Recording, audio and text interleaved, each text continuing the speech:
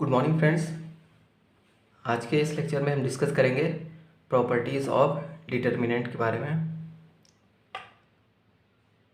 Properties of determinant.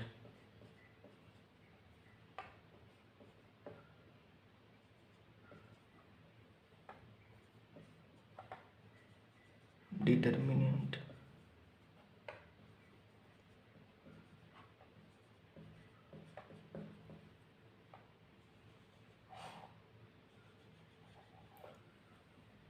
तो सबसे पहले जो प्रॉपर्टी है डिटर्मिनेंट की,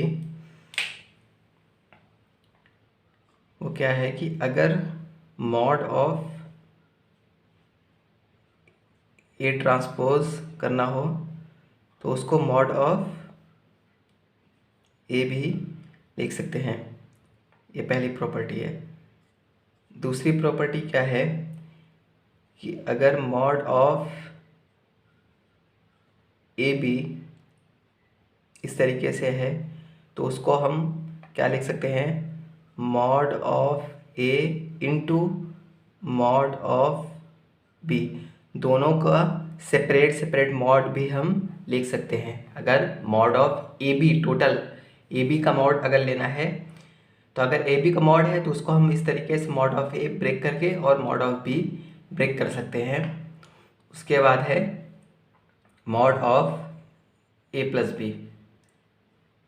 mod of A plus B ये क्या है, not equal to mod of A plus mod of B.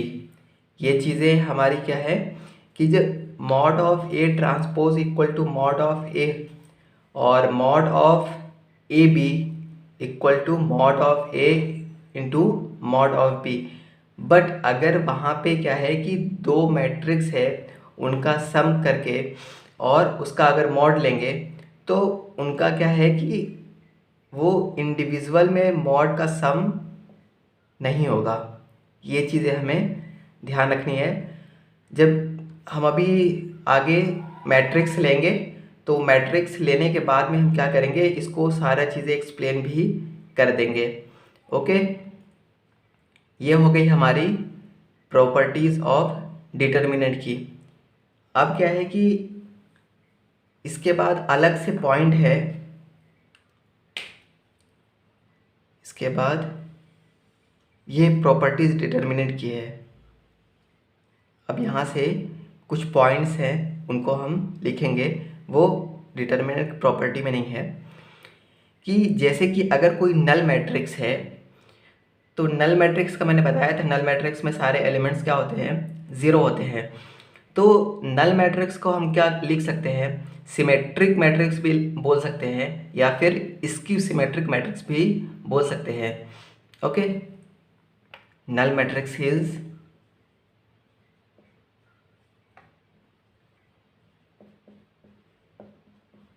null matrix is the only matrix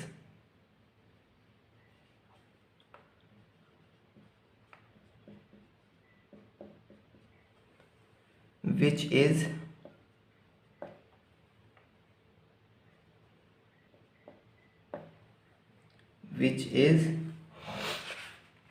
both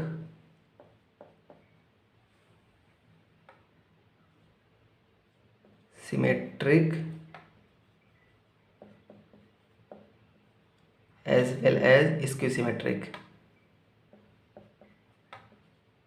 as well as skew symmetric।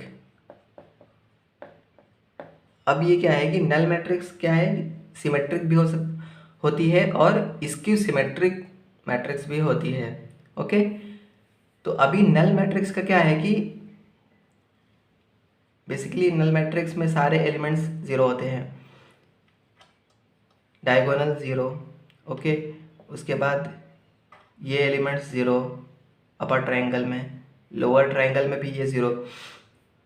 तो अगर यहाँ पर देखा जाए तो स्क्यू सिमेट्रिक मैट्रिक्स के लिए ये एलिमेंट्स भी ज़ीरो हैं और ये एलिमेंट्स अपर ट्रायंगल के और लोअर ट्रायंगल के सेम हैं।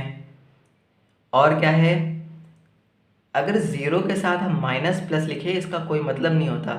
तो अगर ज़ीरो है यहाँ पे माइनस भी हो सकता है, अगर हम यहाँ पे माइनस भी लगा दें तो क्या है कि इसका जस्ट अपोजिट यहाँ पे दिया हुआ है। तो स्क्यू सिमेट्रिक मैट्रिक्स के लिए मैंने बताया था ये ज़ीरो होना चाहिए और जो अपर ट्रायंगल लोअर ट्रायंगल है उनकी वैल्यू सेम होनी चाहिए और साइन अपोजिट होनी चाहिए। तो क्या है कि यहाँ पे अगर हम साइन लिख देते हैं तो साइन तो अपोजिट हो गए, बट ज़ीरो के आगे साइन लगाए या न लगाए उससे कोई फ़र्क नहीं पड़ता है। ये भी चीज़ें सिमेट्रिक भी है क्योंकि क्या है कि यहाँ पे भी सेम है और यहाँ पे भी सेम है, तो ये क्या हो गया हमारा सिमेट्रिक भी हो गया है। ओके, फिर और पॉइंट है हम उनको भी लिख लेते हैं। Determinant value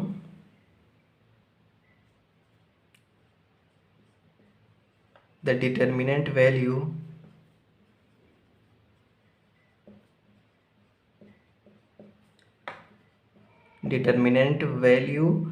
of an orthogonal